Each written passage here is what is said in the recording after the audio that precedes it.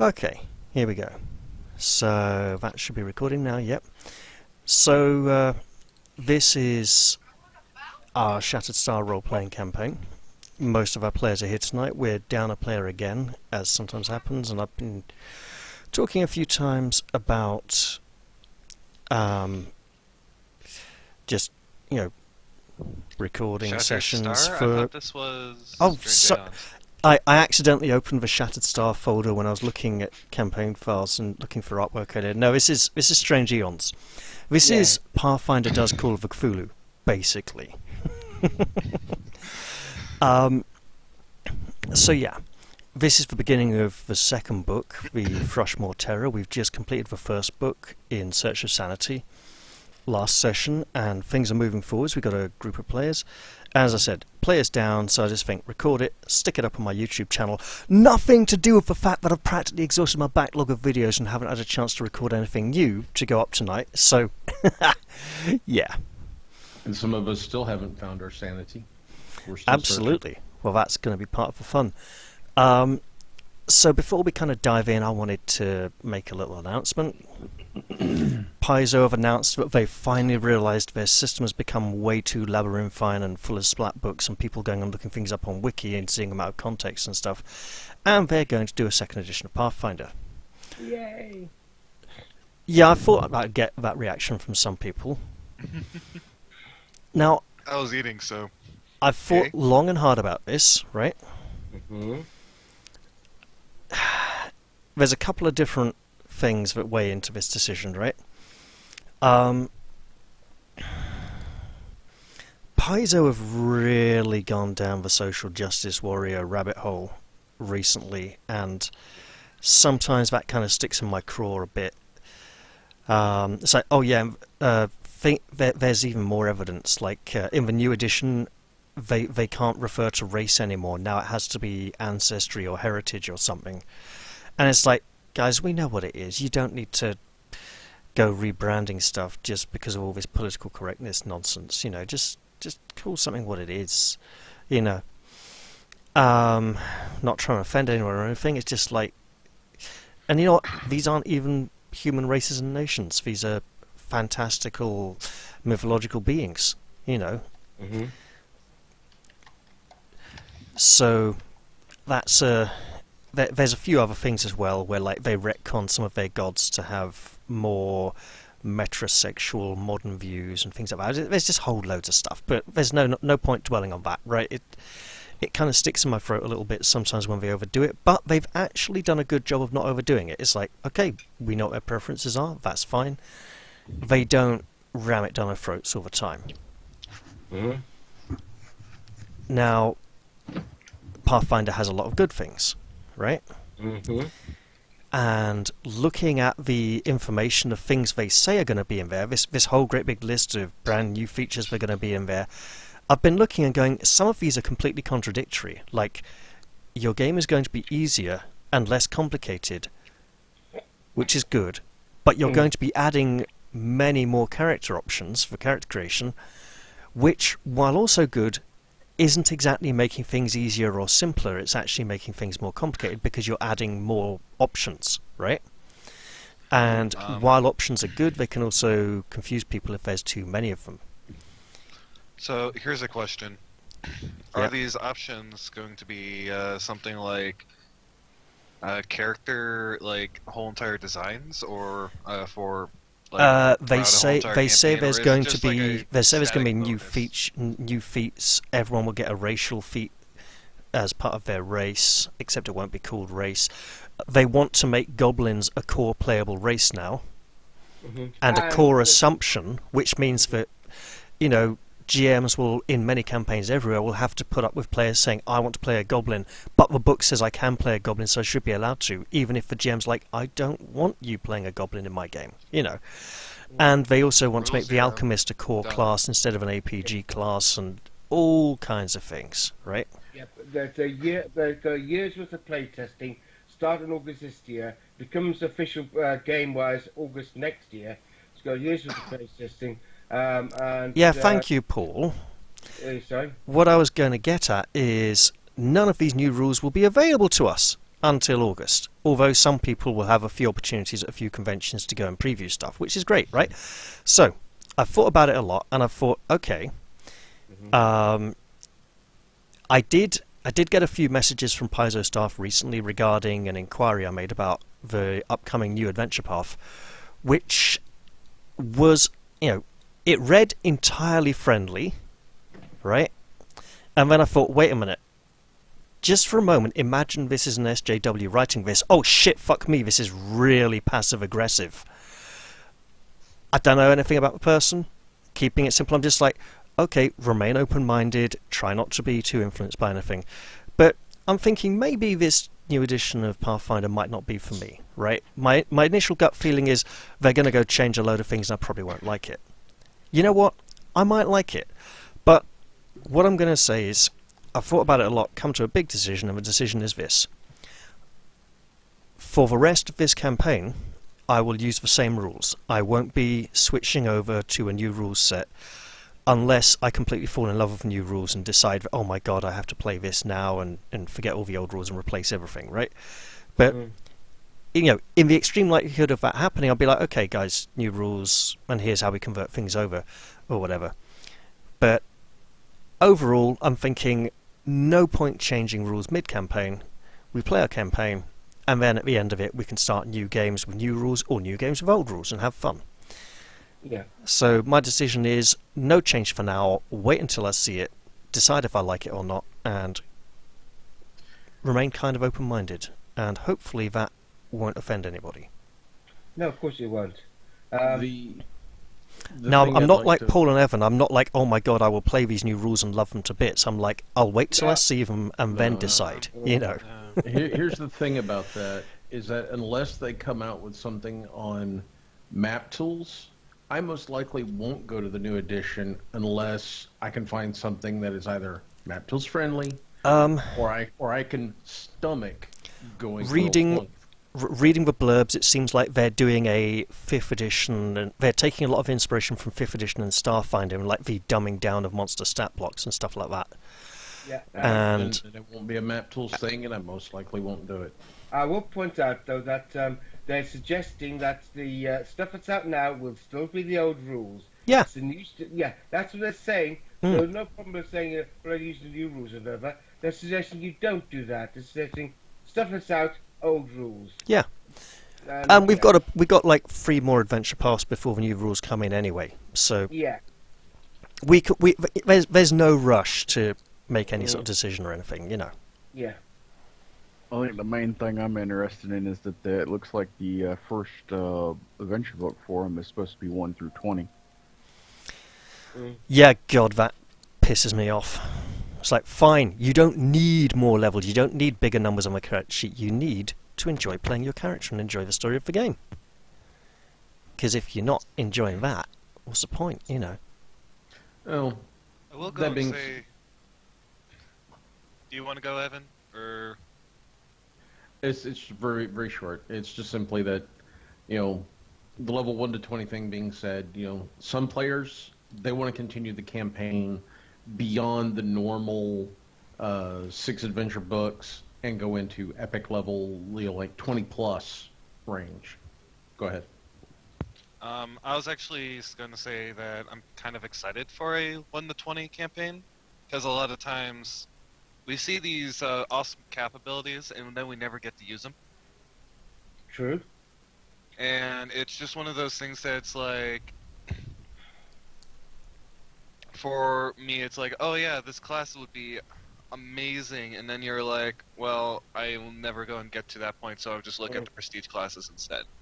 But There is no reward for me staying with whatever base class or However, core class. I should point out it's only a work in progress at the moment. That's where it's being play tested shortly for a year. So everything you see now, they might say, sod it, we don't like that rule, throw it in the bin. Because we're 1,000 play testers, so they hate it, so get rid of it. there's been talk of replacing standard action, move action, and full round action with you just get 3 actions on your turn, and everything's an action. And it's like, well, okay, and some actions might cost more than one action because they're bigger actions, right? Yeah. And it's like, okay, and they think this will somehow balance out the caster martial disparity. It's like, what if a warrior type wants to take more than 3 attacks? Oh, so you get 3 actions and 1 reaction, which feels very 5th edition or kind of 4th edition, to me. Like 4th edition was shit. 5th edition, I haven't really had the opportunity to play it much, but on the times I've dabbled with it, it wasn't quite my feel. Well, 4th edition was World of Warcraft, D&D. Yeah, it was. It very much felt like that. They're doing that with time, by the way. There's going to be like 3 time modes for your game to be in. You always have to say which one it is. There's like, encounter time, exploration time, and downtime, and that's it. So, I feel like people are going to find the rules that they like and just take those and say screw the things. Screw the things that are not things I like, and we're going to play it the way we always wanted to play it anyway. Yeah, well, I mean, That's I'm just pretty kind much of the way thinking. D&D games are supposed to be run. Yeah, I mean, these rules are all just guidelines. Yeah. Really. I mean, I'm just kind of thinking, you know what, I'd love to run some more Warhammer Fantasy Roleplay or Shadows of Estrin. This is almost the opportunity to just say, hey, you know what, and if there is some great big instability, period of uncertainty, just be like, all right, just play something I've actually been missing and not enjoying for a very long time. Yeah, I'm reserving judgment on the second edition Pathfinder until I see it. I'm hoping I like it. But I'm judging it heavily, but trying to reserve judgment. Yeah, I'm waiting. I'll play it. Why not? I've played in SpiderCon just to try it out. Probably me and hundreds of others, of course, but yeah. Okay. Because Rob Silk could be right. Well, actually, we've seen Rob Silk on a weekend Saturday, so I can ask him then. That's for those who don't know who Rob Silk is. He's what do you call it? Venture Captain. Venture Captain, yes, Venture Captain for England, or one of them. Yeah. Lovely bloke, by the way. Yeah, good. I've still got that miniature I was going to paint up for him. I'd never told him, actually. It's just a plan at some point. It might get done. Doing that red checked shirt will be difficult. Hey? It's a secret. Don't tell him. Oh, I doubt he'll be watching this. Basically, it's the Dark Sword Littlefinger holding the dagger miniature, which does bear a remarkable resemblance to Rob Silk. Although Rob Silk doesn't bear a remarkable resemblance to Aidan, what's his name, the Irish actor who plays him in the television series. If it's ready by July, and you're by July, then I can give it to him. I'll bear that in mind. It probably won't be, but it might be. Yeah. I say, knowing very well that it's currently March, but also that I'm a lazy bugger and do things slowly. Yeah, I've got units and armies to paint at the moment. Are you continuing with Necromunda at the moment, your club, by the way? No, Kings of War for now for a bit, so I've been painting up my Varangur, and I'll be painting dwarfs and knights and angels and all sorts of fun stuff.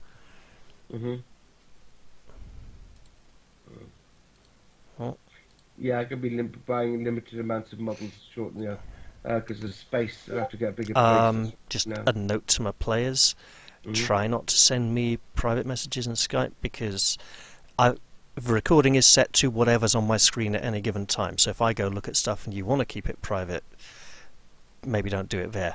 Maybe use the Whispers system in Map Tools or something for now. Oh yeah, so for anyone watching, this is Map Tools. It is much better than Roll20. Stop using Roll20, people. Roll20's rubbish. It's a different kind of functionality. It's like comparing the Neverwinter Nights 1 toolset to the Neverwinter Nights 2 toolset.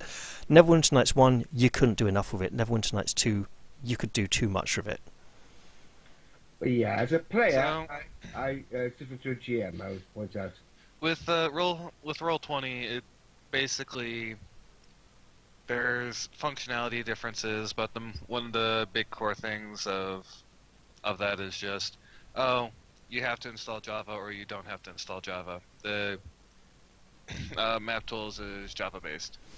Yeah, and Roll20 is browser-based, so you don't need to have someone hosting a server or anything, which is a convenience as well.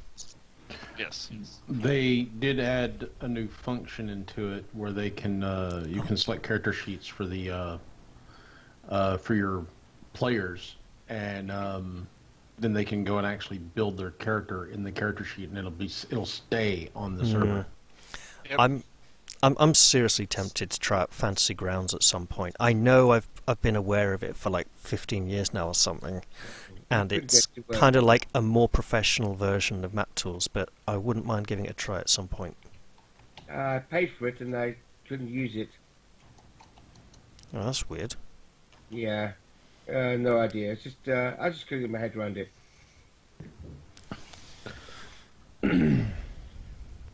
That's what I was going to send you privately, but I decided to make it public. Oh, that. Okay, yeah.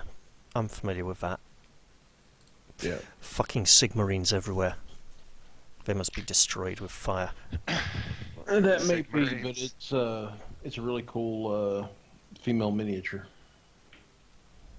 Did you guys Oh, see what yeah, I that. put down? Hang on, Glenn. Just to let everyone know, I give it. So, you have that much money? From what we have picked up so far, yes. I mean, in actual coins, not in like I have eight. wealth. I have 8 bags with 50 gold pieces each. Oh, right. Okay. Yes. So you give 200 everyone 100 gold pieces. Small changes of coins, yeah. We're down a player, so I'll make a note on their tokens notes. Azure looks at you. Oh, this is the nicest thing you've ever done for me. Thank you. And then gives him a hug. Damn. Wasn't fast enough. I still think it's thank just you. a dream. I still think it's just a dream, but a horrible dream. But I'll just thank him anyway. I can now have Dull Knight go and let him stitch together his next body. So, Thank you. hold on now. When we last left it, the evil, not quite off-brand Mists of Ravenloft were retreating from the asylum. And a boat had been found that could lead to the mainland on the riverbank. Yeah, apparently this is all part of a river. And you're on the asylum on an island in the river, which is so far away on the river that it isn't even on this map, which means these houses have got to be bloody tiny. Or it's such a big river it's practically a lake.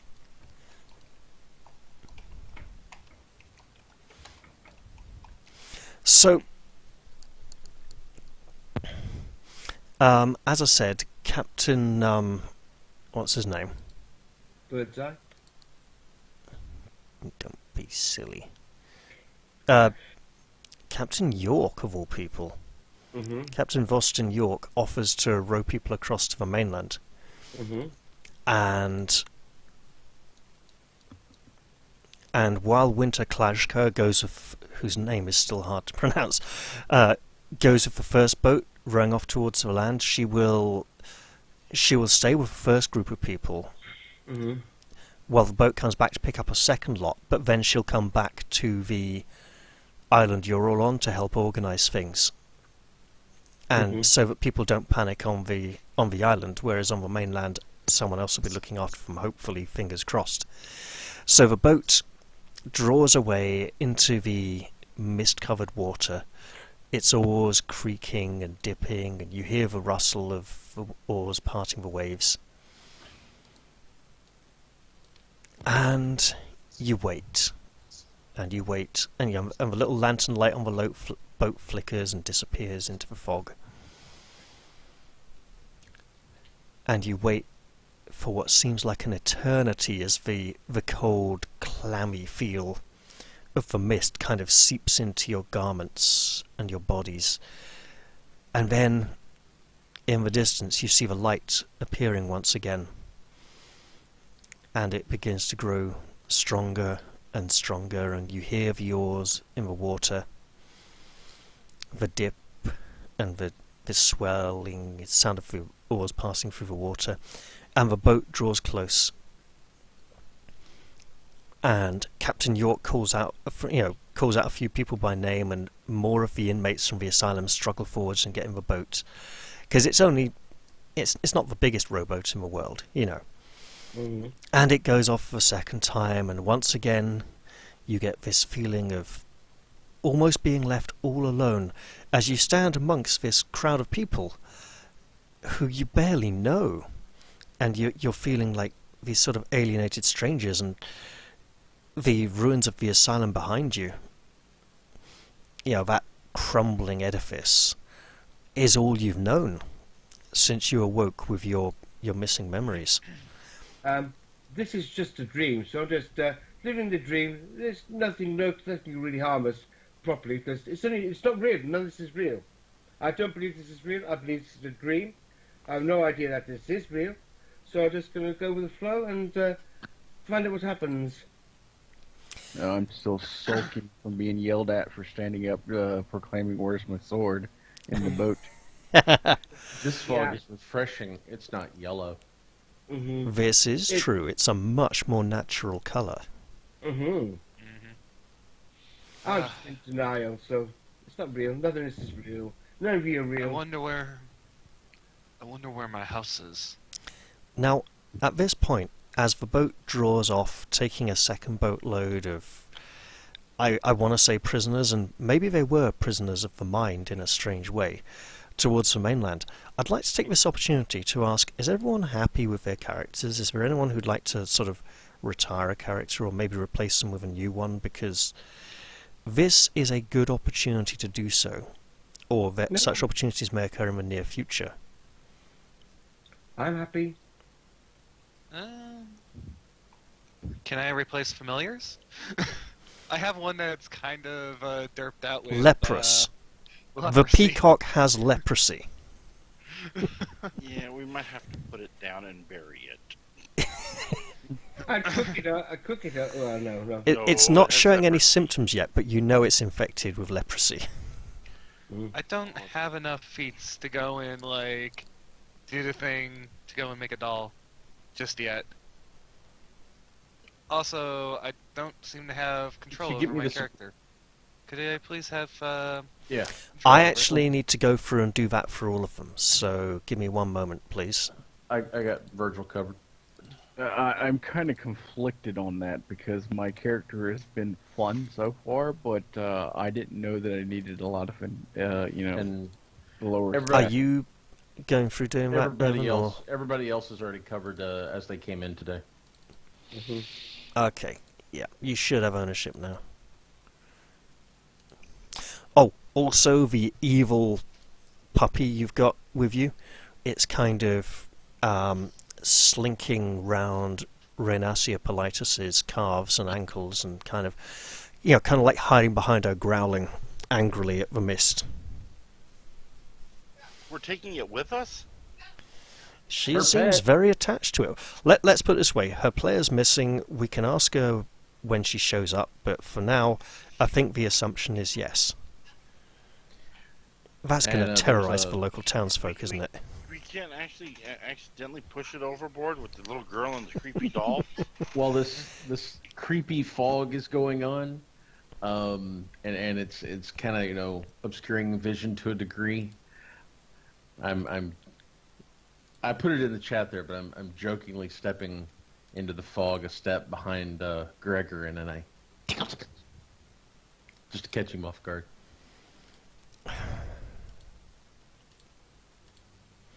Okay, Gregor, you get a really nasty tickle at some point in the small of your back, and it's just like "Ugh," whatever that was. Azure thinks he's gotten over his fear of her because he gave her money, and it's like he actually walked up and gave me something. She's just she's returning the favor. Mm-hmm. She thinks he's okay now. None of this is real. This is all unreal. This is all just a dream. This weird stuff is happening. But Just remember that it's Paul saying this and not any of the other players. Yeah. And remember it in the future when I bring it up, okay?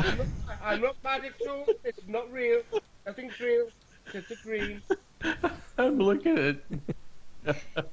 Glenn's reaction for his companion. Uh-huh. What? Oh, he's going as well. Trust me, he's getting as far away as possible. Creepy dog, creepy little girl, fucking doll. God, I'm having to agree with the other guy that uses mental ability. This is all a freaking nightmare. Yeah, it's that as well. And by the way, Lady Catherine is not out yet. Hmm. Okay. I think that would definitely creep people. Yes, it Yes. would. That would be rather freaky. So, after some time of waiting, the boat returns in the fog once more, bringing Winter Klajka, who gets off and begins to calm down the, by now, rather disturbed mental patients. And, Captain York lets you know that 4 of you can fit on the boat. Now, as you're getting on the boat, Winter does ask, when you reach the land, please wait for me. There are some matters I would appreciate your assistance with, Certainly. and I may even be able to be of some assistance to you when we reach the mainland. I would like Oh, that. not a problem. I'll go with the next group. I don't mind hanging out here with you. They can go. Alright, so The could you little please girl, the dog, sort yourselves go. into 2 groups? People on the right in the boat, people on the left not in the boat. I will be on the boat. I'll go on the second one, waiting for Vinter. Okay, so it'll be... Vinter Klaska. Yep, With there my we poor go. little parakeet. With my poor Alright. little peacock. So, Don't as forget you, the peak. Eric, Renasia, and Lila get into the boat, with a few of the other, like Nasa Walaika, and a few of the other patients that you're actually familiar with. And, Nasa gives you all a kind of warm and friendly smile and says, "Oh, I'm glad to see the back of that place." And turning, you see that she's gazing towards the crumbling asylum with its caved-in roof and collapsing upper floors. And you remember the terrible state of the place, and you remember the horrific monster that you faced and defeated there, and left for dead. Hopefully, that creature of the mind cannot pursue you now in the waking world. That was just a dream, a nasty dream, and we're still in a dream, so hopefully the next part will be better. If we're still in a dream, you may not have defeated it. Oh, we defeated it, but Hey, just to be clear, this isn't an in-character discussion, is it? Because one of you's in the boat and one isn't. Yeah. That's true. I forgot. This is already, Now, okay, never mind. as the boat pulls away through the fog, well, through the mist, there's a difference between mist and fog, Mist is very thin, fog is quite thick. And it's more of a mist, really. A low-hanging mist, so you can, those of you on the island can all see it. Now, those of you in the boat pulls in, well, the boat is rowed around a promontory, and you see a jutting finger of land sticking out with an ancient gibbet on the edge, and there's a mouldy old skeleton hanging in the gibbet cage as it sways slightly in the wind and creaks. And Captain York kind of glances up and says, "Oh, don't worry about that, it's always been there." I point to self, must not eat cheese before I go to bed. In future. Obviously affecting my dreams. Okay. And Azure rolls her eyes at this, that's totally fine. Eric, you kind of glance at the bars of the gibbet cage. And you know how there's like uprights and horizontals? As the light is passing through it, it almost looks like your missing sword might be welded into part of the cage. But then you realise that actually, as the perspective changes, no, it was just a trick of the light. Or was it? Maybe you want to go and have a closer look at it later on. Or is this just a trick of the light? Does there seem to be a way to get to it from land? From land, absolutely, yes. I mean, it's like a pole with a cage hanging off it and a person's body in the cage, you know. Mm-hmm. It's on the land so that it can be seen from the water and from, you know, quite a wide portion of the town. Now, the boat pulls in at a shaky wooden pier, and you see a bunch of confused inmates standing around. Mm-hmm. You know, 2 boatloads. And Captain York says, "All right, look, can you look after these for a bit? Make sure they don't panic or do anything stupid while we ferry the others over." Okay. Sure. Just let me step over here for a moment. And you see that, you know, candles are being lit in the windows of nearby houses, and shutters are kind of creaking open so people can peek out and see what this, you know, growing crowd of people is doing here in the middle of the street at this time of evening. I look back and wave and say hi. Step into the fog as much out of sight as I can and do the ritual real quick, and then come back with the knight. Oh, God. All right, inmates freak out and start running away, screaming loudly. I was getting him so that we could keep an eye on them better. I know, but that's what happens. The inmates react to this bizarre creature that most of them have never seen before. I don't know if they've seen it or not. I'll yell at them to stop that Let's- and get back it over here. Yeah, get back over here. What he said. Okay, What are you running away for? you yell. People are still running. Hello? They're running in different directions as well.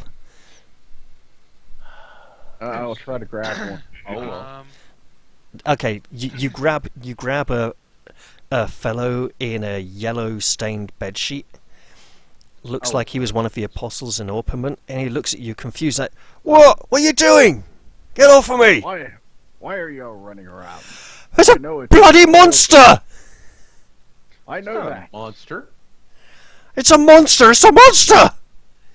You No, shouldn't be it's running a from knight. monsters. You should be fighting them. He's a very chivalrous knight. He says, "You fight, I'm getting out of here!" And he struggles, but he can't get out of your grip because you're bloody strong.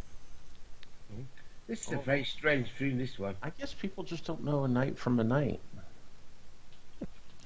Well, congratulations, you've scared off about 7 or 8 inmates who've run off into the town. Not everybody ran, a few people are kind of panicking. One person is just kind of rocking back and forth going, "It's all a dream. It's all a dream. It's all a dream." I'll walk over and kneel down next to him and go, "You're safe. It's okay." And that person isn't Lila. No. Okay? I'm happy. That's why I walked over, because it's not the same ramblings of the mad woman. It's just this mad man. Mhm. It's okay. It's perfectly safe. He's not a monster. No, there's a giant teddy bear with claws and wings and fangs and... He's not a teddy bear. He doesn't have fangs. He doesn't have wings. You're perfectly fine. It's okay. Here, I'll even sit here next to you. Okay, I'd like you all to, those of you on land at the moment, on the mainland, to make sense motive checks. Okay. No need for this to be done for pets or animal companion type characters. Okay. Okay, interesting. That's 2 down. Okay, sure. Right, so Lila and Azure, Mm-hmm. you've created a commotion. People have run off into the town screaming. It's late in the evening, getting on for nightfall. the townsfolk are not calling for the guards or screaming or causing a commotion at this. That is As not a normal reaction. No. I will. Although at the sight of the great big monster, some shutters do slam shut rather quickly, and you hear them bolting shutters, and doors are being closed and reinforced. Look at the night and go. We're really going to have to update your stitchings. you need a bath. You're all dirty. That's why they always run away from you.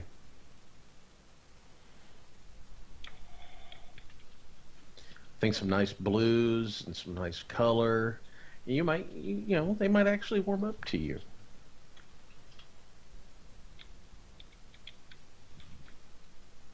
Okay, I'm done. Okay. I wasn't trying to scare them away, but I'm just Now- rolling with it. You know that at this point there's like 40 or 50 more people to ferry across from the asylum. There's going to be, apart from the ones you scared away, including you guys, there'd be a crowd of about 60 people here by the time everyone's arrived. Yeah. So while you stand there and realise the ginormity of the situation and the fact that, do you even feel responsible for those people who ran away and for their safety and safekeeping, Because they're Well, I not wanted capable of looking after themselves.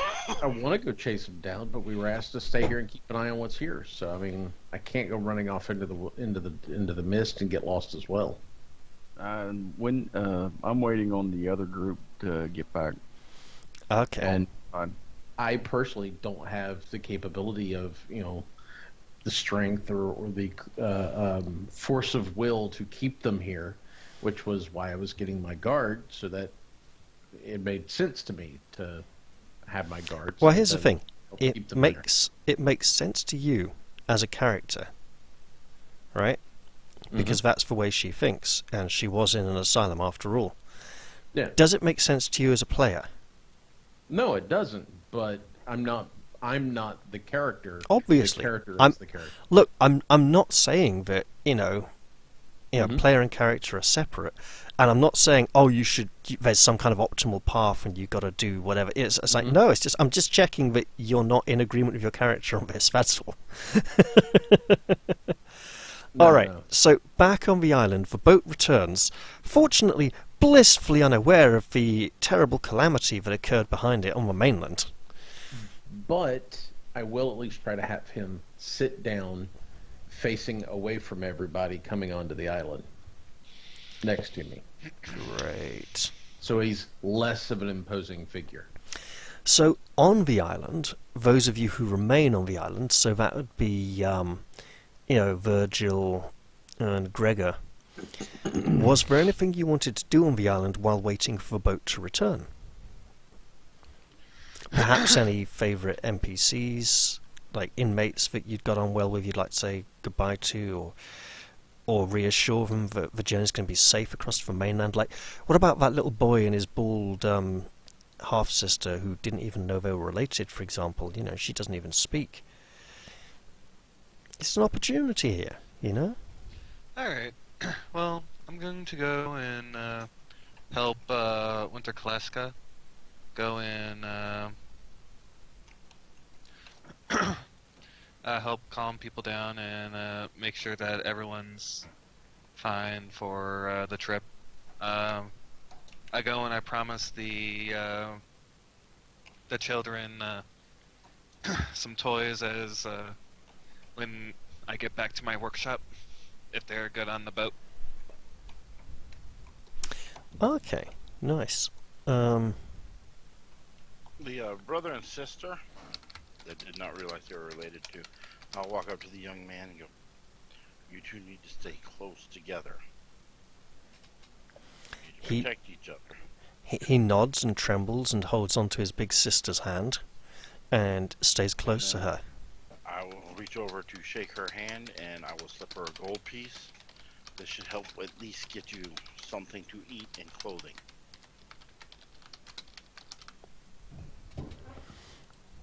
Take care of your little brother. She says, If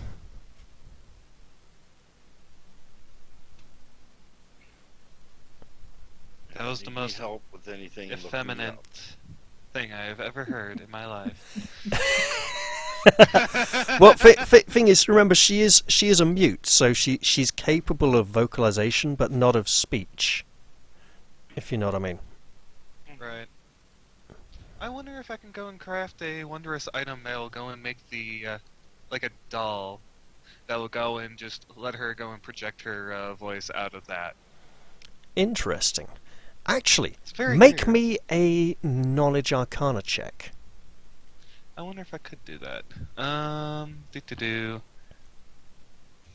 It's been so long since I used this character. Yes, I do have knowledge arcana. Knowledge Yay! arcana or knowledge... Oh, wow. So you've heard that very far away, on another world... No, I'm going to turn this round a little bit. You've heard that somewhere in Golarion it is a very powerful group of wizards who live somewhere down by a coast, and they like playing card games a lot. And they are masters of the art of divination and reading harrow decks. And in their scrying of the infinite panoply of universes, they came across a place containing hideous monsters known as mind flayers and beholders, and these monsters were deemed so foul and disgusting and hideous that they should never be allowed to come to Golarion, or they'd completely ruin the place. And so these wizards, who lived down by the coast and liked to play their card games, practiced very powerful magical spells to keep all the beholders and mind flayers away from Golarion. However, you do remember hearing that the mind flayer creatures had become so intellectually advanced and, through disuse of their bodies so much, were literally incapable of speaking with their throat and mouth. And that they had created a belt with a square black buckle, and the black buckle box on the belt would project a voice when they directed thought at it. And perhaps something similar may be of use for this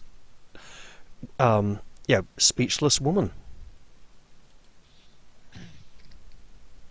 Out of character, I didn't think they actually answered anything in regards to mind flayers apart from. But basically, their Wizards of copyright from Wizards of the Wizards Coast says they don't have. said mind flayers and beholders are copyright, and we're not going to let anyone else use them. Yeah, I know. And that's why I said I thought they didn't even mention them. Oh no, Paizo never mentioned them. But as the GM, I'm allowed to mention them with no repercussions. Got Okay, cool.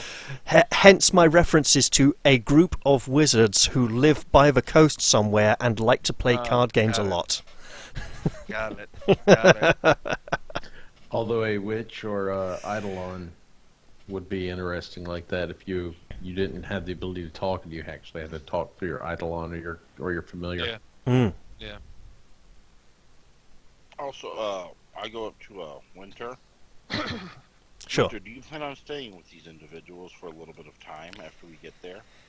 She frowns and she says, when I've got them all on land, I plan on taking them to the new chapel to stay for a while until I can sort out more permanent lodgings for them in town. I also need to visit the Sleepless building and confer with the Sleepless Detective Agency. Sika Omari was last there, and she told me that she had business to take care of, and she would meet me again there when I was able to return. And I've been away for a lot longer than expected, and she must be missing me. I need to carry on my investigations of her into the Baron and Here is, 9 gold. his mismanagement of affairs. Do you want me to come with you? I would appreciate it if you could all come with me to the Sleepless building, because they may also be able to help you uncover the mystery of your missing memories, possibly more than I have been able to.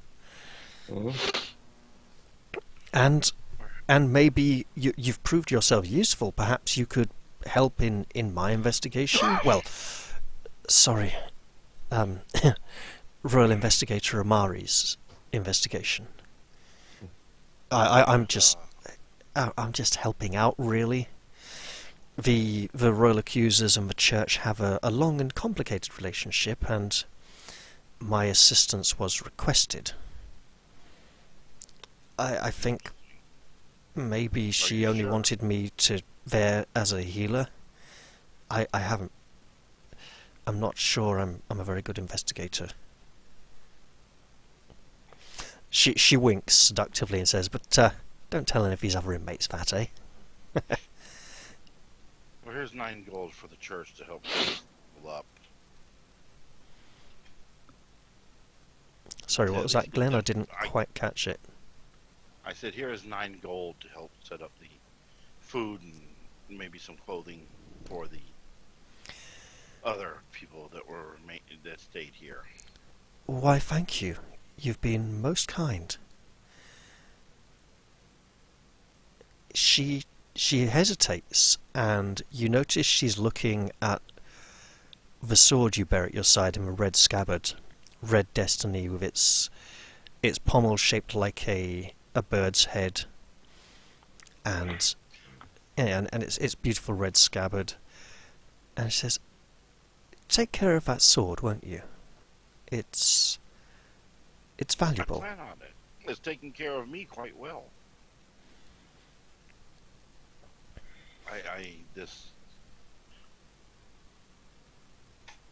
It has helped me immensely in keeping me alive when we were running around here.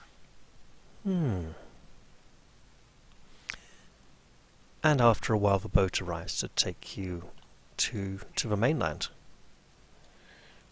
Some more inmates clamber in with you, and it rows off. You come round the end of the finger of land here. You see the gibbet hanging, the old skeleton swaying in the cage, and you arrive on the docks to a disturbingly small crowd of inmates, and this immediately catches Captain York's attention, and he rolls his eyes, and you see the hulking form of the Dull Knight hunched over, sitting with its back to the docks, and he shoots you all he shoots them a glance, Fitz, an inquiring glance, and Renacia kind of shrugs, jerks her thumb in the direction of the Dull Knight. Captain York rolls his eyes. Not a word's been said, but he immediately knows where most of the inmates he left here have gone. And it's away from The that ones that are scary on the monster. boat, I quickly try to get their attention somewhere else, away from what's on the docks. Good call. So you point to the old piers and the gibbet hanging and the buildings, and you discuss how, look at that pier, look at the barnacles on the side of it, isn't that amazing, and things like that. And look, there's some nets, there's some lobster pots. And I'm kind of Just distracting people.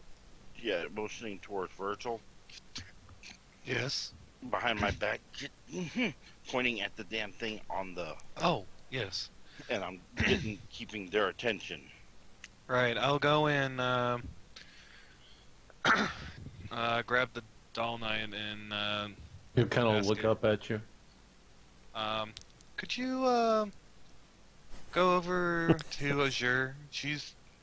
He points. She's sitting like less than a foot from him. Can you take the Dull Knight elsewhere, Azure? We don't want to go and scare the patients any more than they already are. Oh, okay. She'll get up. He'll get up, and they'll both kind of walk away from the dock about, I don't know, probably 80 feet. And Awesome. if there's like a bench or maybe even a low stone wall, we'll just sit down on it and wait. You hold on. You walk away from the docks, up past a house, and you find an alleyway between two buildings, and you step inside it, and you see that on the wall someone has drawn a remarkable mural of a ruined city. It's all tumbled down and ramshackle and falling apart. There are cracks and holes in walls. There are clouds swirling madly overhead. It looks not only like a number of deranged drawings of Ulva Xandalus, but also of the nightmarescape in which you first faced the Tatterman, and that you have visited in your dreams ever since. Let's not sit here in this alleyway. And there's something else. Uh-oh.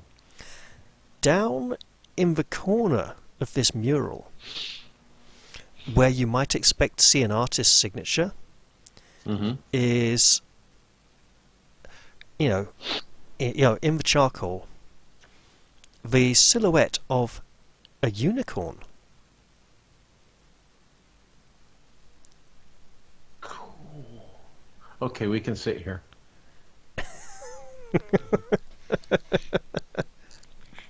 All right. Now, you've only come across one unicorn so far, and you may or may not have given him a name. But it does bring back the memory. He did say he liked the name Figment.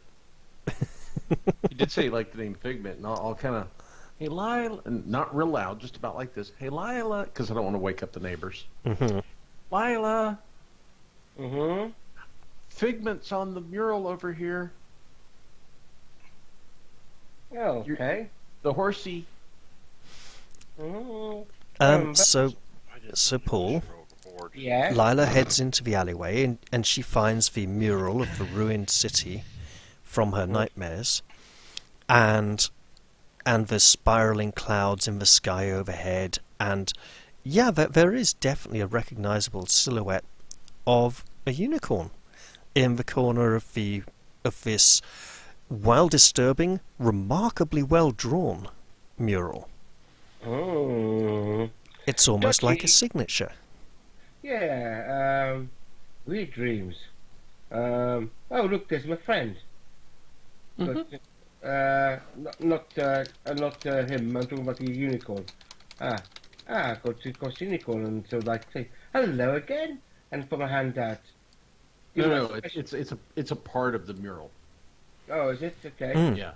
It's only a silhouette like you might expect to see in heraldry, or on a bank sign or something like that, Yeah, I go to it and sort of like say, a nice picture of my friend here in the mural. No, not very nice picture. It must be a bad dream. But then my friend's here to protect me, so I'm safe. Yep, this is a nice, safe place to sit. Wilbur. Sorry I scared everybody, but I can't help it if they don't like me. They must have been having bad dreams. Mm-hmm. I had bad dreams a while ago. That's why I was scared. But not scared now. I have good dreams now. I was going to let him go back to the others now. All right. When both of them have gotten off the boat, How many are we missing? About 7 or 8. I walk up purposefully to them after they get off the boat, and I shove the yellow one that I'm holding towards them. I apologize for the others that escaped, but I believe it's some sort of conspiracy with those things from up there, and I point at the sky to scare them away. I have a matter I need to take care of. Take this one. He seems to be afraid of his own shadow. And begin walking in the direction of the cage thing that we saw. Ah.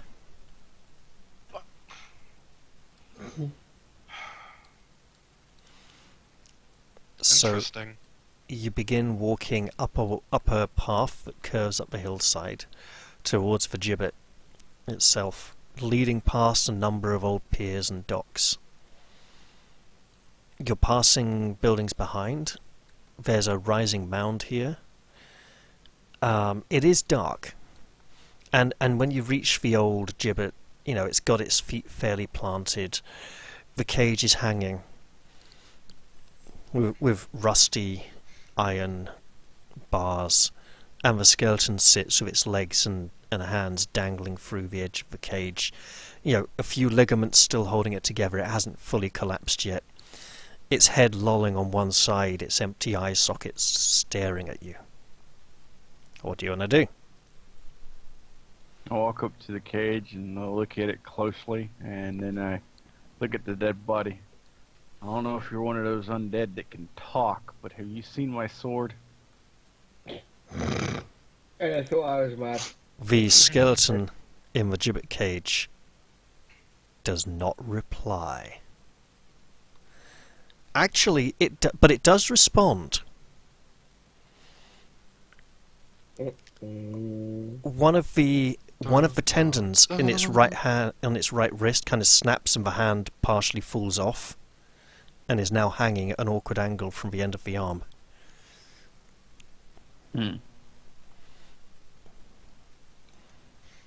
But beyond that, there's no response. No part of the cage looks like it was a melted down or reforged sword. It just looks like regular blacksmith's work. It must have just been a trick of perspective, a trick of the light.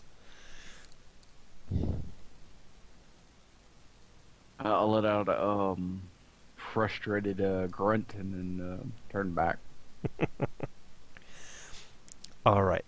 What are the rest of you doing down at the pier while he's off investigating the old gibbet cage?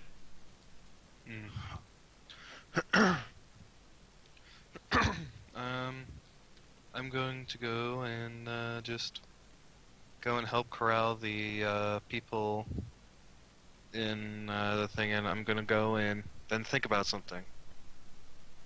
Where is my workshop? I am going to give Winter the one that they just shoved to me. I will go see if I can find the other 7 and bring them back.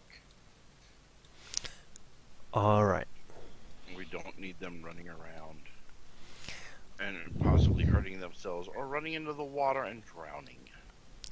So you wander off into the town looking for evidence. You do manage to round up 2 or 3 frightened inmates who are scared shitless of some great big doll monster that wants to attack them and rip their faces off and kill them.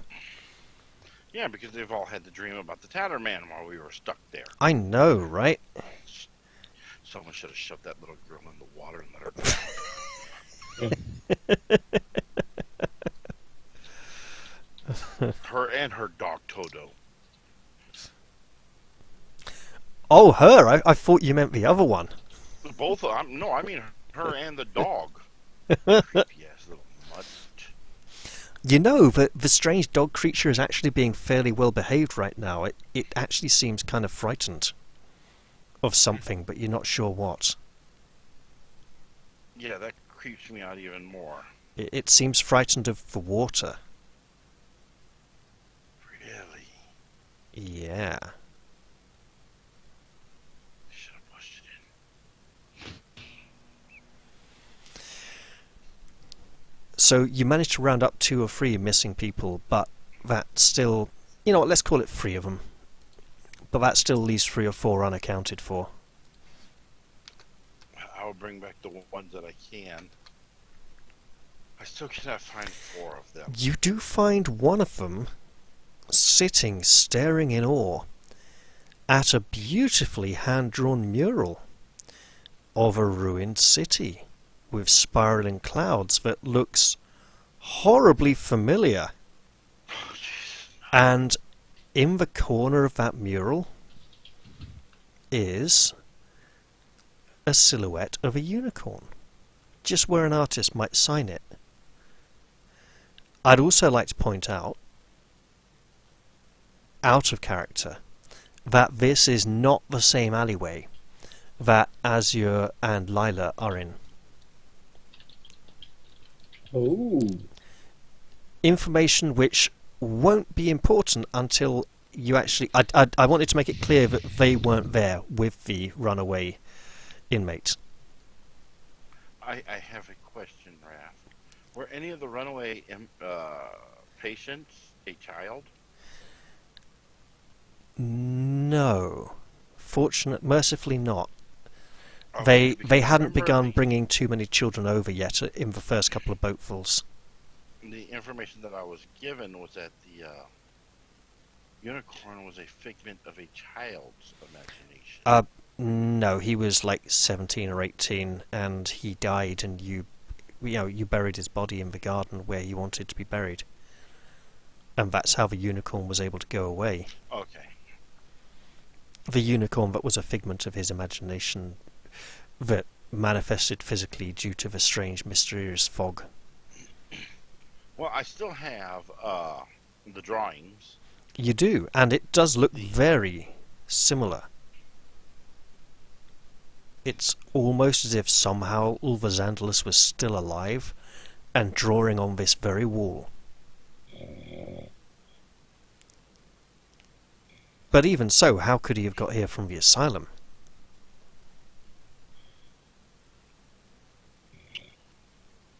Yeah. Paul, did you fall asleep on us? No. You sure? No, yeah, Because I think you were snoring. no, it's just talking about staying. And it's alleyways.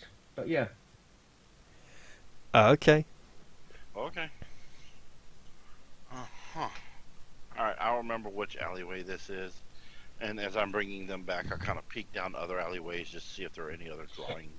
Yeah. You don't see any other drawings, Mm-hmm. but you do manage to bring people back to the docks, and over the course of the next sort of hour and a half, the remaining 40 or 50 inmates are ferried across to the mainland. Okay. And they're all kind of organised into a group, and they're not screaming or hostile or anything, but they do have a tendency to kind of wander off or look at their reflections or shiny things, and yet keeping them all organised. You march from the docks down past the book layers. I can't remember what that is. I'll have to go look it up. Across a bridge into town, over another bridge to the new chapel. And New Chapel's actually quite a nice place. Hmm.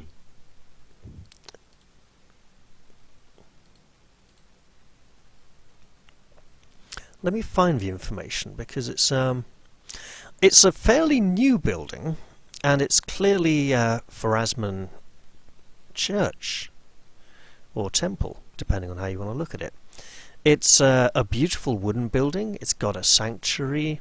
It's got an infirmary where the injured can be taken care of, or those suffering terrible maladies, or even for people who are just terminally ill or too old to carry on, where they can be looked after and peacefully brought to rest. Mm-hmm. There are beautiful frescoes painted on the walls inside. That are obviously they show the Lady of Graves herself, passing judgment on the dead and directing them to their appropriate places in the afterlife.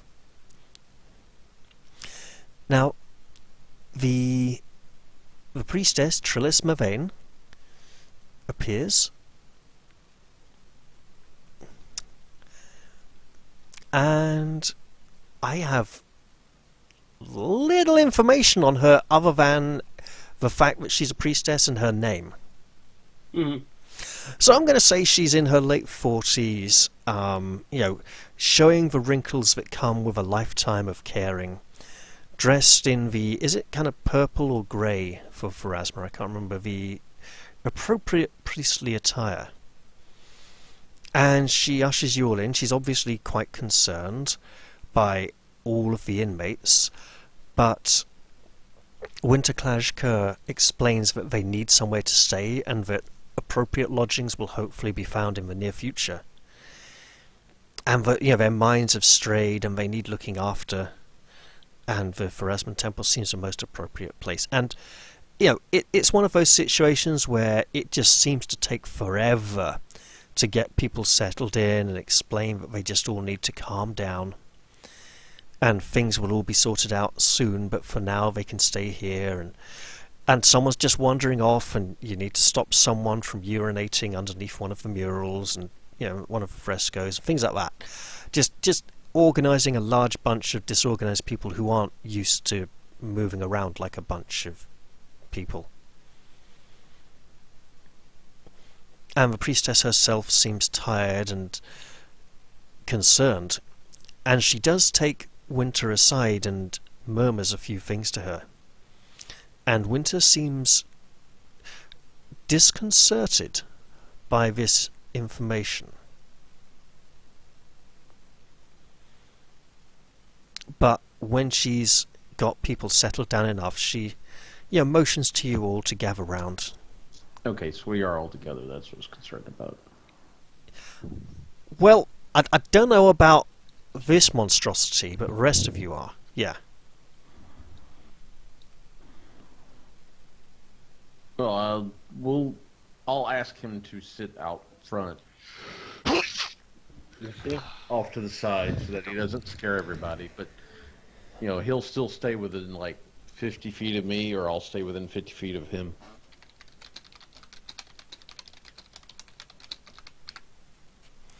Right. So let me get this straight, right? Me and the others are imagining like a group of refugees or immigrants turning up somewhere, right? Mm-hmm. All kind of dishevelled and tired and hungry.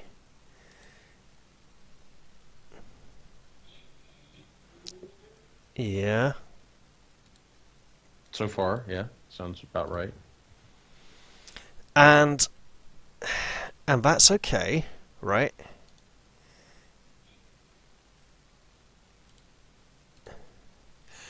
Whereas, so we're imagining like this tired progression of people, and Evan's seeing it more like this. And I'm going like, what the fuck? How do I even cope with the supposed sanity of this poor group of badly treated individuals? I can see what you're talking about here. Image links in Skype to illustrate my point. Mm-hmm. Oh, the monsters, the dancing monsters. The monsters from Max, where the wild things are. Yep. He just looks like a Dark Knight at the moment. I mean, I'm Batman. he's just kind of creepy to Oh look shit! at. Yeah, I mean, they he's did not like an actual an monster. animated film of that recently, didn't they, or something with like a little bit of live action in there from one kid or something. I forgot about that. Yep, they did. It's, Haven't seen it. Just familiar with the children's book. Great children's book, by the way. His armor just looks dirty, unkept, dented And in places. Made of felt and stuffed. No, the doll is made of felt. He looks like an actual knight. Oh no, that's I've not the way tried we've to say described that. it so far. Previously, when he's manifested, it's been like a big stuffed doll that looks a bit like a knight. Alright, I'm back. Behind the Okay, let's visor, see. it looks like he has doll's eyes, but I've never said that he himself was like that. He has a little thing on his back that says property of Azurandosana, but that's because that's what's on the back of the doll. When he manifests And as he's- a knight, he looks like a knight. He just And looks he's made of cloth creepy. and padding and felt and wool because he stitches up injuries and stuff, and it's a very unnatural creature at the moment. And very disconcerting for someone who's just escaped from a lunatic asylum. We can... I will ask her to return him to his other state, so we do not have to keep chasing people as we are moving. He may become more knight-like in the near future. Look, you guys asked me. Well, she asked me to help guard the inmates, right? So that's why I got him out. She asked you to help watch them. You could have called him out if trouble appeared.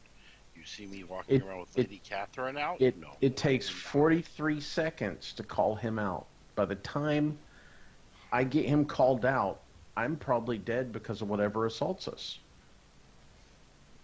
The Dull Knight begins Just a counting point. on his fingers. Just a point. Well, we're all here now, so he doesn't need to be here right now. He's used up all his Fine. fingers. He closes his hands and starts counting on his fingers again. Look back at him. You can go home for now. Sorry. He says 43 seconds is a very specific number, and he begins to fade away and drift off into the shadows, and Oh. is eventually gone.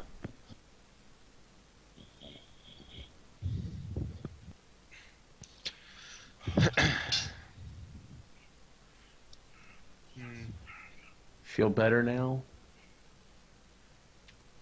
Wasn't me I was concerned about, it's the other people. I don't feel like chasing them all over this city.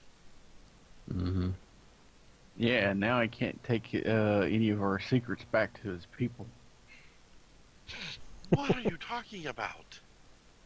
He's one of them, the things from up there.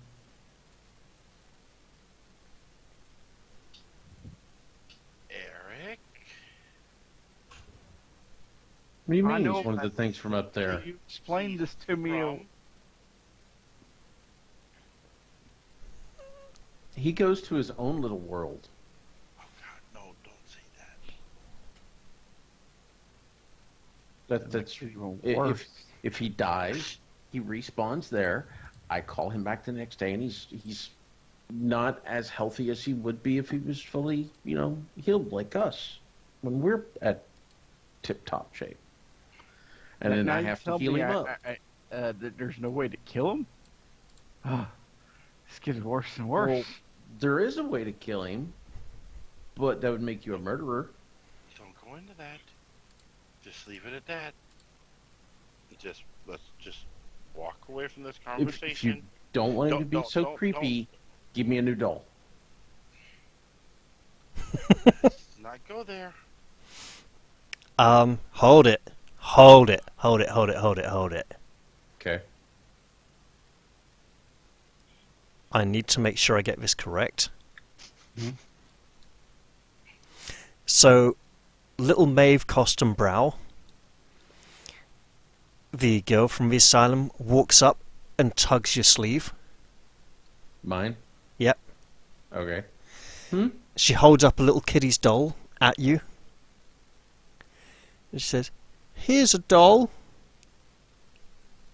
What does it look like again? It looks like a no, wait. It looks like a brown-skinned, black-haired doll dressed in warm furs and rich colours, wrapped up warm for cold weather. Are you wanting to trade? Mine's protected me for a long time. I could hand him to you, and I can take yours.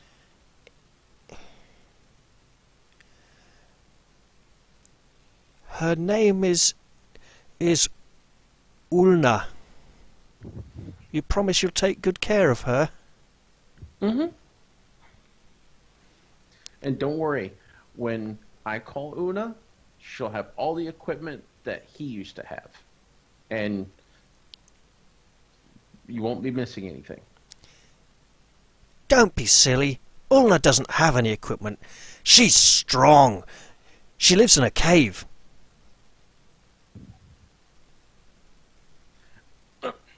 I need to make a roll for myself because now I have to come up with a story for that.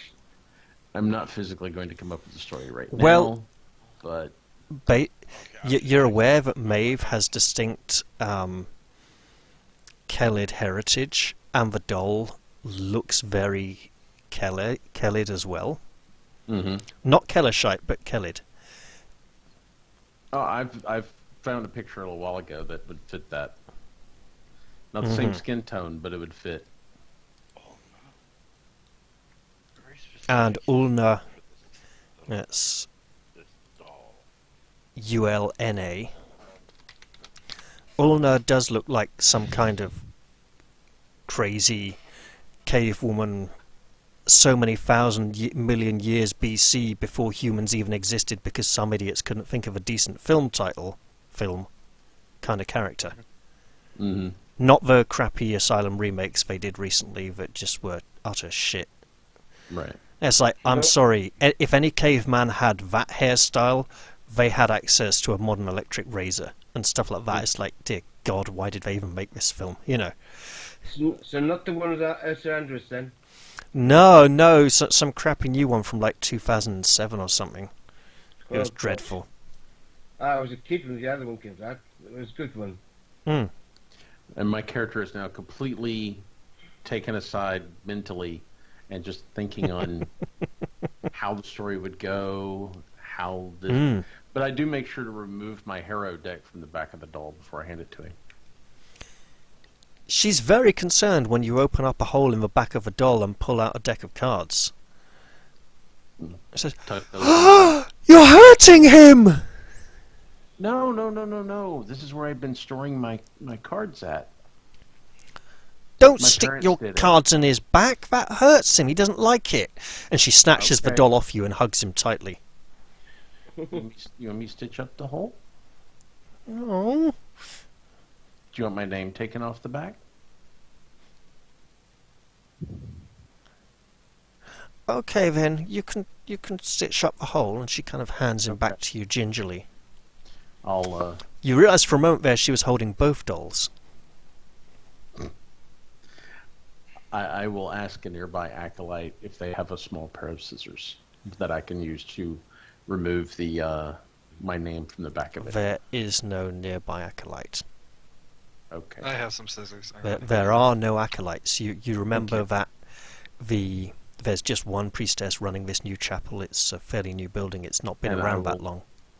I'll let the kid observe as I only remove the part that has the name stitched onto it, not what actually hurts. What wouldn't actually reveal the section for the doll. Oh, you took his name away. No. He's the doll knight. He is? Oh, he can Yeah. have lots of fun adventures. And Yeah. she grabs him off you and starts trying to make him ride around on an imaginary horse with her hand. And it's quite Okay. endearing to watch, really. And then she Does gets she have bored the and other hands one him as back to well, you or- again. So I now have two dolls, or what? No. No. Okay. She's keeping that one now. Okay. You agreed to trade. Okay. All right, I probably. Well, let me look. I gotta look that up. I do not know what's in that. All right. So I gotta go find a I bought cave it. I just don't cave know what's in woman, it. strong cave woman. Hmm. I just look for stuff relating to Conan. Of course. Well, that's Kelled's. I mean, Hmm. No, the old Arnold version of Conan. Yeah, the good one. New, crappy- Well, not as faithful to the actual original Conan material, but still better than the later stuff they did. Well, the whole thing is, the whole movie, Conan was always about his god, Crom, and cursing him out. Not once did I ever hear... Oh, no, I take that back. The father mentioned Crom once in that entire movie.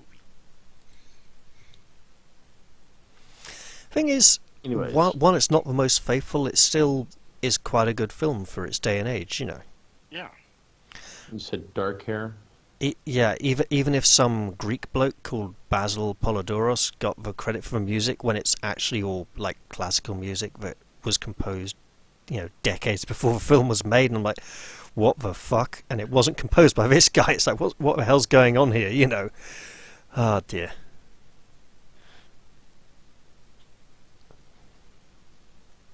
Well, I will scour some images, but it will not be identical to what you've described to me. Because there's not I've got much something in mind. I'll further. dig it out later and send it your way. I just can't remember what folder I've put it in. Okay. Anyway, once everyone's settled down, Winter Klajka, motions for you all to cluster around, and she says, "Okay, we can go to the Sleepless Building now. It's going to be a little bit awkward because Priestess Mavane says that Seeker, sorry, I keep calling her Seeker, Royal Accuser Amari never returned to the Sleepless Building, and they don't know where. They've been asking around town discreetly if anyone knows what happened to her. But I should still go there and try and find out what's happened. Are you all with me?" Oh, yes, not a problem. Also, Okay. I do want to point out to everybody that while I was looking for the runaways, I happened to come across a mural that looked extremely like it was painted by our individual on the wall in the city. I saw one too, and it had Figment in the corner of it. Okay, yeah, we'll go along with that. Yes, it had a picture of the mutant horse. You mean a unicorn? You mean Sure. that thing that was talking that when I got rid of by giving that kid a proper burial? Yeah. Mm-hmm. It's not coming back, is it? Shouldn't. I'm figuring the scythe when I say that. I will look at him very carefully and go, technically, did it ever go away? Technically, did it ever exist? In a dream, yes. A boy's dream, apparently. But yeah, just to let you know, there were murals. At least one that I saw. And I'm gathering somebody else saw another one.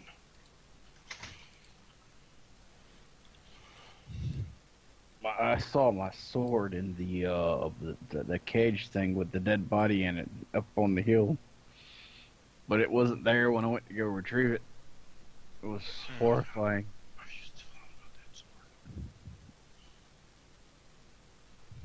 And why does that one always say it's in a dream? Are we not in the real world? According to him, or not.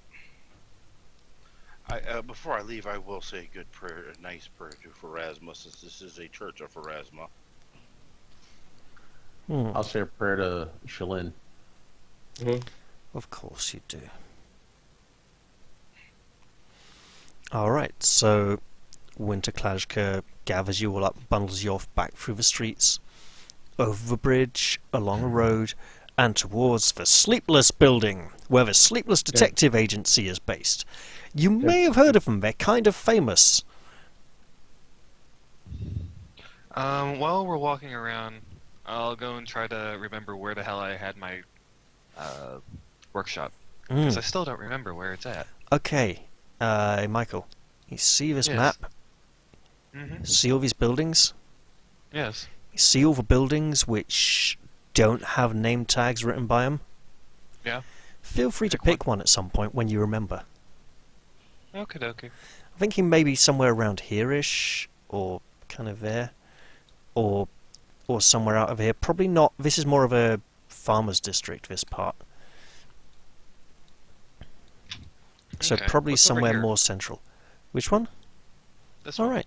That's a pretty big building. Let's go for one of the smaller buildings beside it. Say this one? Okay, that one, sure. There we go. This is just a placeholder for now for Ulna. So, because I can change the appearance every summoning, I just cannot change the Oh, abilities I was pointing at this one, that it has. not the other one. Oh, can it move? No, it can't move. That's bad. Is there a... Oh, it can move. There we go. Right. There we are. I figure So- a little bit of space to go and put up dolls where I can go and have people go and buy them and stuff. You know, a work area and a shop. Sure. Well, for now, you reach the Sleepless building. It's quite a respectable looking building. It's got 2 floors, so it's not a single ground floor building. Very Ustalavic style to the architecture, as indeed most of the rest of this town. As you know, it is a town in Ustalav after all. And It's 11 men. Anyway. Continue. And Winter Klajka takes you to not the front door, but a side entrance, where she raps with a metal knocker on the door 3 times, waits half a second, adds a 4th knock, then steps back tentatively. Interesting. If anyone likes, they're free to make a sense motive check there. Mm-hmm. Are they home?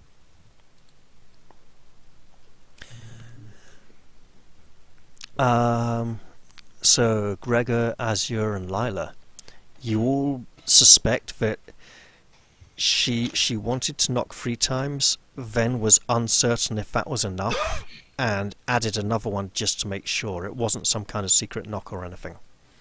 It was more nerves.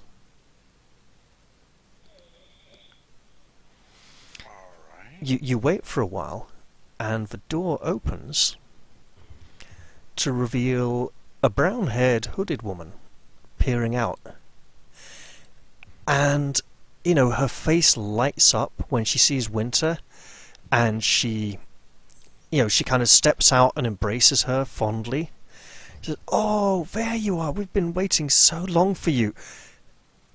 And then, let me just double-check my notes.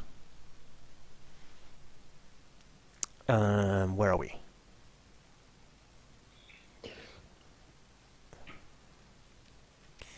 Ah, yeah. Then her eyes fix on Gregor, and she says, "Oh, not you," and her face hardens a bit. I'll wave. To the Hi. best of my knowledge, this is the first time we have met. Winter says, "Is it okay if we come in? It's very important.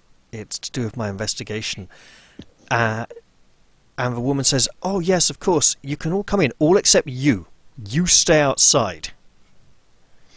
Would you like You're to stay not out coming and in keep again. company, Not Gregor? after the last time." What did you do to piss her off? Who knows? I don't know. I've never met this woman before. But that is fine. I will remain out here. She flashes you a grin and says, "Oh, don't worry. You didn't offend me. You offended the head of the agency. Where's You're Gregor? not coming in anytime soon." Gregor, would you like me to keep you company out here? No. I'll be fine by myself. Thank you. Okay. Is he invisible or something? No, he's off to the left. I'm right here. I don't understand. I was trying to study to become one of these individuals. Maybe they didn't like how you dressed. Evidently. I'm really more curious about what I did.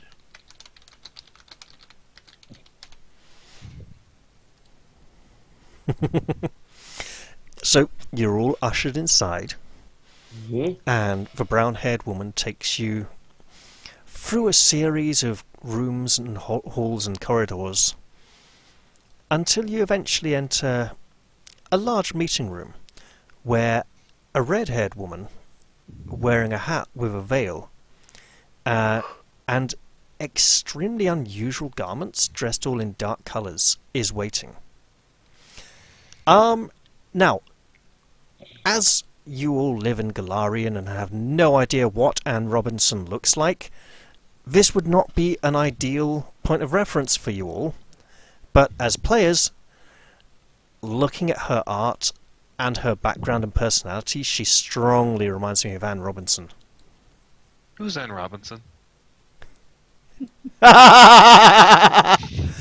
Okay, okay. You go and make this assumption that you think that No, He is a young no. I start, then I clarify. Okay.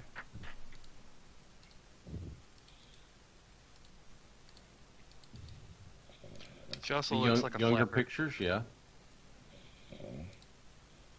Someone sleeping? No. Oh, okay. Okay. Yeah, it's the picture I just looked up. One of her earlier pictures, or younger pictures, definitely looks like that.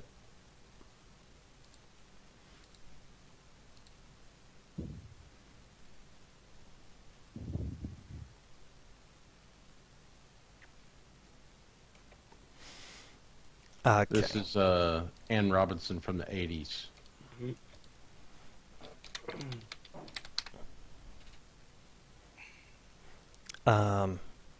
Oh, one moment. I need to do something in the background.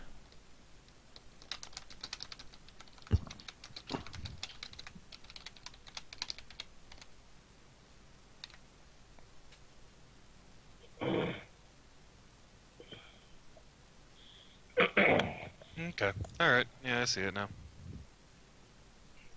Yeah, that's definitely Anne Robinson from the 80s, not so much from Yeah. today. Yeah, that's a Yeah. much younger Anne Robinson picture. Uh-huh. Wow.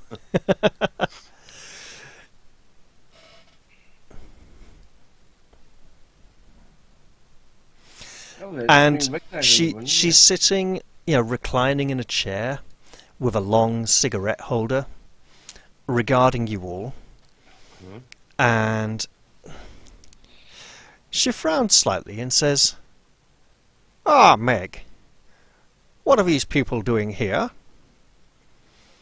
And you can tell that she recognizes each and every one of you.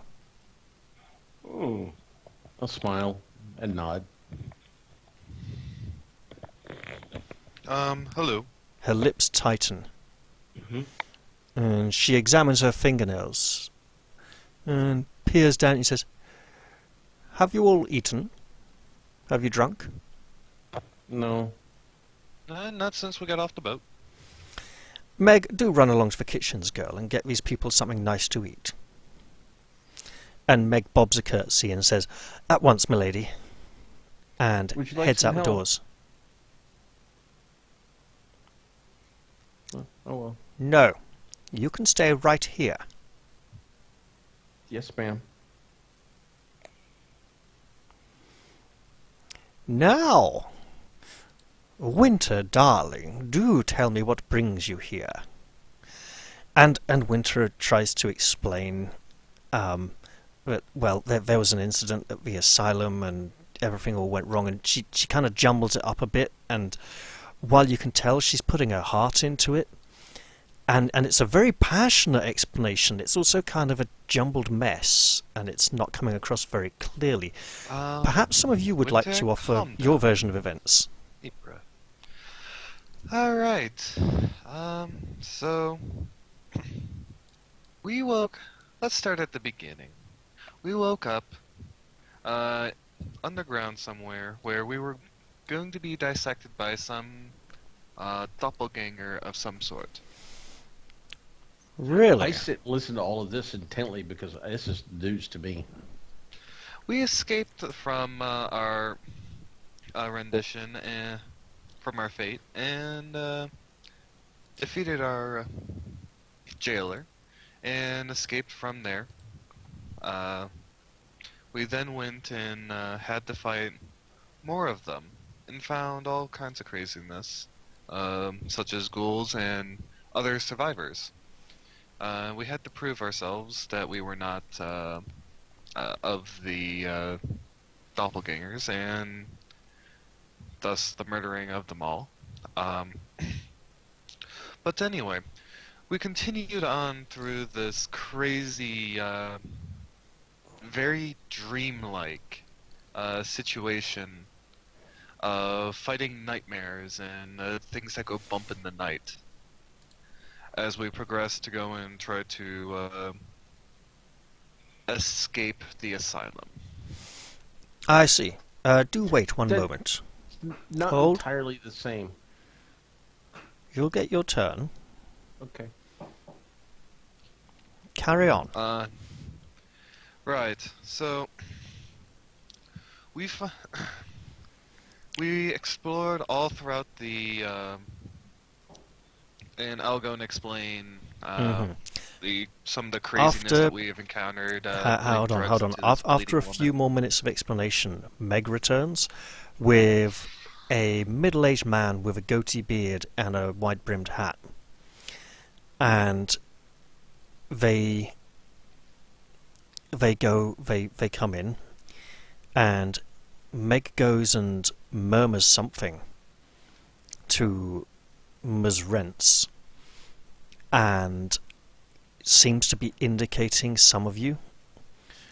And you see Cecadia's jaw tighten in that Anne Robinson lockjaw kind of way. And her eyes narrow as she looks at you all. But she doesn't immediately express something. And she then says to you all, would soup and bread be acceptable? Mm-hmm. Very well. Allard, Meg, deal with it. It shouldn't be much longer. Now, while all this is going on... Hey, Glenn... You there? Glenn? Sorry about that. I had to step away. Okay, you there now? Yep. While you're outside the building, what are you doing? What are you up to? Just sitting there, leaning up against the door, or leaning up against the wall next to the door, because I don't want anybody opening it and I fall through it. And I'm Okay. just waiting patiently, sitting there. You sit and you wait and you wait and you wait, and time drags on slowly. You have the gentle mist laying low to the ground, seeping across the town. You have the sounds of people going to bed and the town settling down for the evening. And then the silence, the occasional bark of a dog or mewing of a cat. But overall, it's fairly quiet. And then this silence is shattered by a hideous howl that rings through the town somewhere nearby. It sounds like an inhuman, monstrous howling. You don't know what it is, and it all goes immediately silent again as soon as it was. Cats and dogs panic, but the buildings themselves, there's no evidence of people reacting. And you don't know what the sound was, but then you hear footsteps approaching in the mist. I will gently rest my hand on Red Destiny and get ready, 'cause I have the feeling I might need Lady Catherine quickly.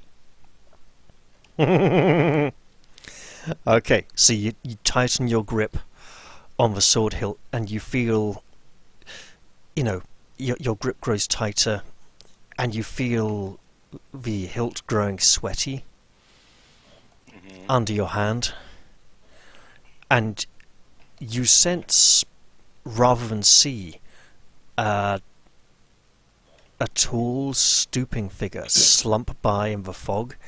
It walks past the end of the alley, past the front of the building, and keeps on going, and fades away into the city. You don't know who or what it was. You don't know if it had anything to do with that hideous howl, but you're definitely on edge here. You're not feeling comfortable. I'm gonna take a peek down that alley. It just looks like someone walking away in the mist. Okay, nothing drawn on the walls or anything?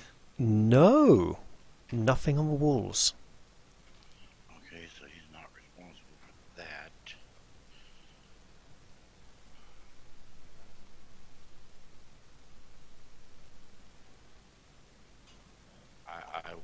go back to the door and knock 3 times. Uh-huh. See if someone comes to answer. What's date today? 7th, 8th now. Just Thursday. Right. Yes, so it is. Huh.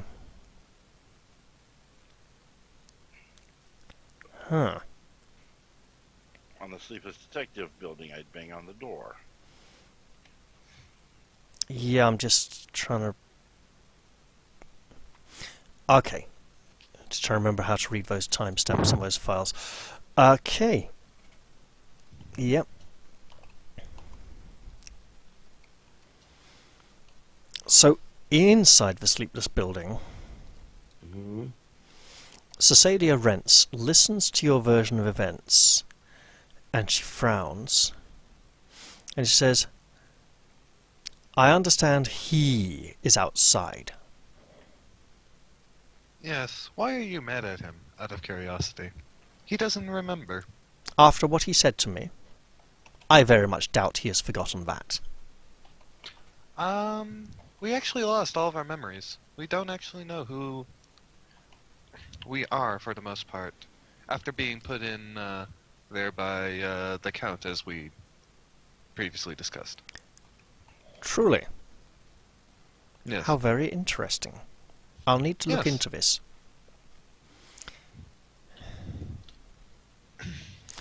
Meg.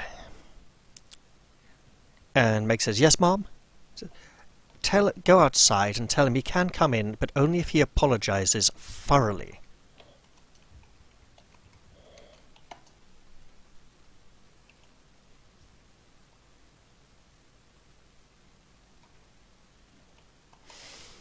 Glenn. Yeah. After a while, the door opens, and it's the brown-haired, hooded woman again. And she frowns, but she says, okay, the boss says you can come in for now, but only if you apologize. Could something be happening when he comes walking into the room? Maybe. We don't know if he's walking in yet. Because my version of what transpired goes a little something different because I'm a storyteller. So that's the beginning. Of hold the on. So, conversation Glenn, is starts. Gregor heading in or not? Madam, I would love to come in and apologize. So you're going to apologise for calling her the missing problem- link, are you? Saying she was 3 links short of a chain? Not playing with a full deck? Insulting her? Okay, yeah, I can Regarding apologize. the investigation she was asking for your assistance with, and rather than answering her questions, you chose to launch a barrage of insults at her. I really think you should say sorry. Thank you. I appreciate that information. I will be happy to apologize for that. She says, yeah, well, let's just hope she's in a forgiving mood.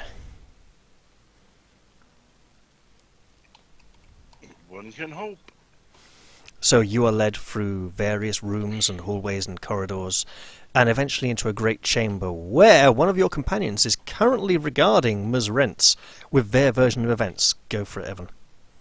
Well, it basically starts off with her saying, now, before you understand what happened, you've got to understand the roles we all played. So you've got, you've got myself, who was the victimized princess. You had, my dark and broody knight. You have Renacia, the crossbowman. Lila, the little emotional girl who's dark and mysterious. Gregor, the knight, and his ghostly maiden. Virgil, the arcane, and his majestic bird. And Eric, the forgetful hero who can't find his sword. Now, this is what happened as I know it. And I wake up and... She raises an eyebrow at the use of the word hero in relation to Eric. So first the princess awoke from her story, her slumber. surrounded by the mad, the cook, the doctor, and the murderous jailer, which was, the people with the yellow fog tainted on their clothing. And then I was rescued by Gregor and his retinue, and then I began blending it at that rough point into where Virgil had his story going. But it's all from my perspective, and I include the horse and a variety of different things, all from my character's perspective as opposed to the actual events. I see. How I remember. There you are. And she reaches for a cigarette holder and takes a slight draw on the cigar. So, what's brought you come skulking back? Who's the weakest link now? Hmm?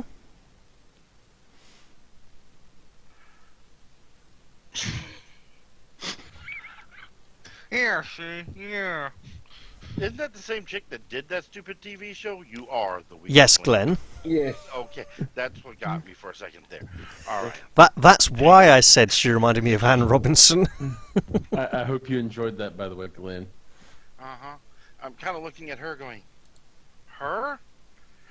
But I do apologize for anything I might have said when I remembered everything. Hopefully you prove it to be untrue and this apology is well given. Really? Yeah. Well, we shall see. Untrue. Your Wow. companions tell me that you have misplaced your memories, and while I have difficulty believing that, I don't have great reason to disbelieve them. I think for now you should all get some sleep, get some rest. I'll have information to pass on to you all in the morrow. Okay. It's late. And you Mm-hmm. you just keep a civil tongue in your head for now. Understood? Certainly. I couldn't argue because all the things that she said would be something that I would say as a character. This character would say. So you picked the perfect person to leave out. Character. That's the things you would say as a player. Hey, has the soup and the bread came yet? It has, yes. You've been eating while waiting for him to join you. Hey, She does y'all- let you wait long enough, Glenn, that Gregor can also have some soup, bread and soup before going to bed, if need be. Well- I will eat. Eric is sitting over there with the bowl in one hand and a piece of bread in the other, and he's dipping it into the soup, and then he'd eat the piece of bread and sip from the soup, and he looks over at Evan's character, and he says, "That's not how I remember it. I remember waking up with bloody knuckles feeling like I beat the crap out of someone." Well, that's your story. She asked for our versions. That was my version. Okay, guys, so you It's all good, head it's off good. to get some sleep, and I think I'm going to call the session here because I'm not entirely sure what kind of file size this recording is going to be, but it's going to be a little on the large side, and it will take ages forever to upload. Also because I need to do a bit more work on the campaign file with visual blocking layers and NPC and monster tokens and stuff, but Okay. hopefully everyone's That's enjoyed true. this session, Yeah. and Paul wanted to say something too. Yeah, I was just saying, my character was thinking, this is a very, eating the food, this is a very realistic dream. You can provide food to this. oh, just wait till you get to go to sleep in your dream. That'll be even more realistic. Yeah. Uh, so, Not looking forward to that at all, though. you know me, I won't give out experience now. I'll add it up after the session and give it to you guys at the start of the next one. Okay. I hope you've all been enjoying the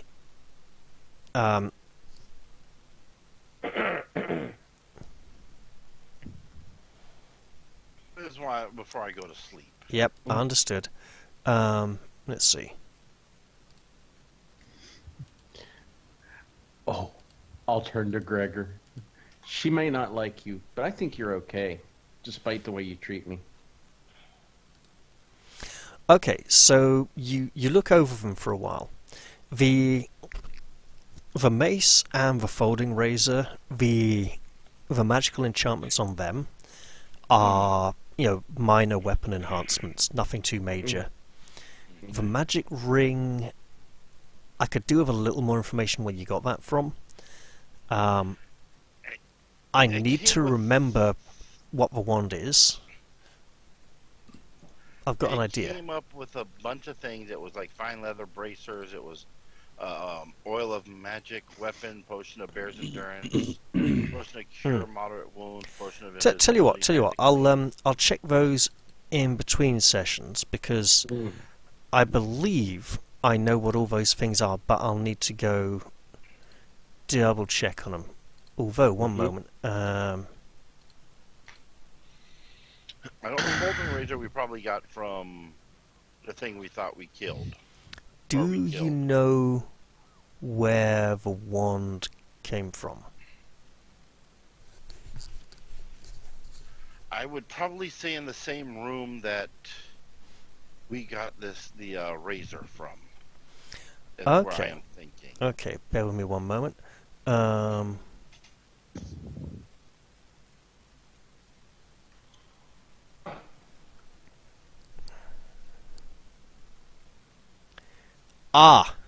Yes. There's a low-level clerical spell called Command. And it's that kind of pointing, do as I say, that kind of commanding pointing finger. Yeah. It's a wand of command with 38 charges remaining. Okay.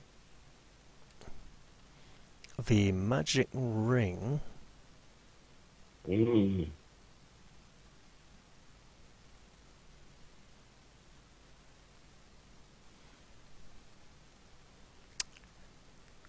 Oh, yeah, okay. Yeah, that's fairly minor. It's Ring of Protection +1.